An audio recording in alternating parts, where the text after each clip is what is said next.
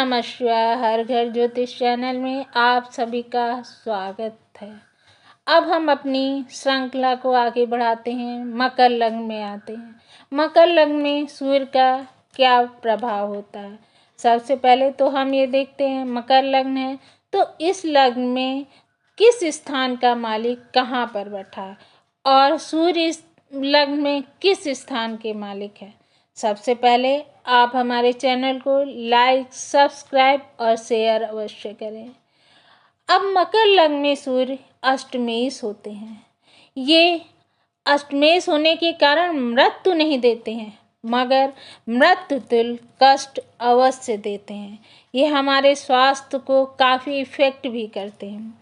सूर्य अगर लग्न में बैठे होते हैं तो सूर्य लग्न में बैठे हो या कहीं भी बैठे हो, सूर्य की हमेशा एक ही दृष्टि होती है और वो दृष्टि होती है 7वीं दृष्टि। सूर्य लग्न में बैठकर स्वास्थ्य को नरम गरम बनाते रहते हैं। संधि संबंधी जो दर्द होता है उसको देते रहते हैं। पत्नी के साथ आपका पति हैं तो पत्नी के साथ पत्नी हैं तो इस तरह से आपका जो मतभेद होता है पति पत्नी का आपस में वो होता रहता है। अगर आप पति हैं तो पत्नी के साथ होगा, पति नहीं है तो पति के साथ आपका मतभेद होता रहता है। इस तरह से जो आपका वैवाहिक जीवन है वो भी काफ़ी इफ़ेक्ट होता रहता है सूर्य के कारण। तो आपको जो विवाहिक जीवन का आनंद मिलना चाहिए वो नहीं मिल पाता है। आप अपने एक दूसरे से जो सहयोग मिलना होता है वो सूर्य आपको उस सहयोग से वंचित करता है। सूर्य और चंद्रमा दोनों अगर 8वें घर के मालिक हैं तो ये दोनों ही मृत्यु नहीं देते हैं।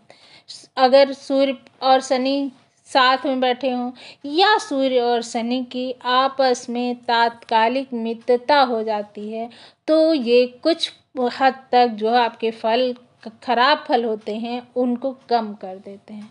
सूर्य लग्न में चले जाते हैं तो यहाँ पर ये बलि हो जाता है और ये जो है आपके अंदर ईगो प्रॉब्लम बहुत अधिक देते हैं। आप अंदर ही अंदर कुछ सीक्रेट काम कर रहे होते हैं। पिता के कारक होते हैं। आप अपने पिता की पर्सनालिटी के बिल्कुल विपरीत होंगे। आपकी पर्सनालिटी आपके पिता की जैसी नहीं होगी। आपके अंदर अगर सूर्य अच्छे हैं, यहाँ पर बृहस्पति भी देख रहा है, शनि भी देख रहा है, तो आपके अंदर वैराग्य हो जाता है। आप धार्मिक कार्यों को अधिक करने लग जाते हैं। 2nd हाउस में तो यहाँ पर आपको ये जो सूर्य है आपकी पत्नी के ऊपर आपका हाथ उठवा सकता है। परिवार के सम्मान को आप कुछ कम कर देते हैं। आपको प्रॉपर्टी जो परिवार से मिलती है आप उसका बहुत अच्छे से फ़ायदा नहीं उठा सकते हैं। परिवार आपके जो सदस्य होते हैं उनमें भी आपका कुछ वैमनस्य चला करता है। 3रे घर में 8वें से 8वें तो पोजीशन काफ़ी कुछ ठीक होती, लेकिन तिक भाव का स्वामी त्रिक भाव में है तो आप अपनी मित्रता में चूजी हो सकते हैं।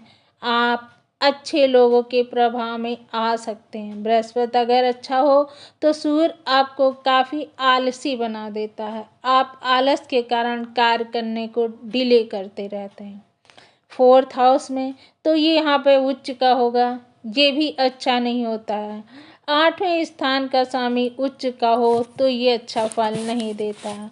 आपको जो आनुवंशिक प्रॉपर्टी मिलती है आप उसका फ़ायदा नहीं उठा पाते। हो सकता है आप उसे वेस्ट भी कर दें।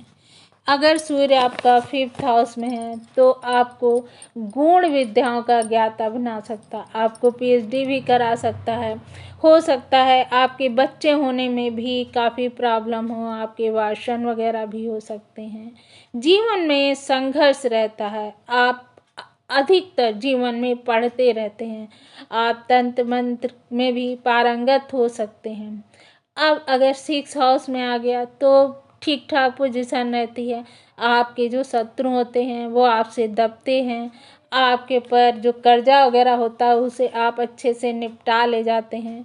अगर आपने कहीं से लोन लिया है तो उस लोन को भी आप दे देंगे। रोग भी आपके कम होंगे। आप सूर्य की पूजा उपासना यहाँ पर जब शुरू हो तो अधिक करिए, इससे जो है आपके रोगों का शमन होगा। अगर सूर्य 7th हाउस में है तो यहाँ पर आपके जो मटेरियल लाइफ है उसके लिए अच्छे नहीं होते हैं। आपका जो पार्टनर होता है उससे आपकी पटरी नहीं खाती है। किन्हीं कारणों से एक दूसरे के ऊपर ब्लेम लगाते रहते हैं और मारपीट की भी कंडीशन यहाँ पे उत्पन्न हो जाती है। कभी कभी तलाक की भी नौबत आ जाती है। तो यहाँ पर सूर्य आपके अच्छे फल नहीं देते हैं।